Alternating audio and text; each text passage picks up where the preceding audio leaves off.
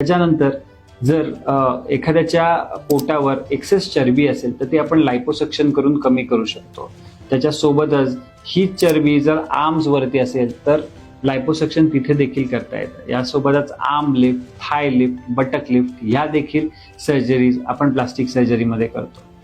एवढंच नसून एकदम छोट्या सर्जरी जसं की किलॉइड किंवा हायपरट्रॉफिक स्कार्स असतील किंवा स्कार रिव्हिजन सर्जरी असेल किंवा इव्हन नेल्स असतील तर ह्या देखील प्लास्टिक आणि कॉस्मेटिक सर्जरीचा स्पेशली हा भाग आहे. तर असं या सर्व गोष्टी कॉस्मेटिक सर्जरीमध्ये इन्क्लूड होतात. यासोबतच काही नॉन सर्जिकल गोष्टी आहेत त्या देखील आपण कॉस्मेटिक सर्जरीमध्ये इन्क्लूड करतो, जसं की बोटॉक्स आणि फिलर्स. हे टेम्पररी जरी असलं तरी हे चेहरा तजेलदार करण्यासाठी किंवा एखादा म्हाताऱ्याचा जो चेहरा आहे तो पुन्हा कसा यंग दिसू शकतो यासाठी मदत करतो.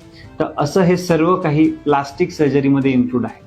तुम्हाला याबद्दल काही माहिती हवी असल्यास किंवा कुठल्याही प्रकारची मदत हवी असल्यास नक्की संपर्क साधावा. थँक्यू.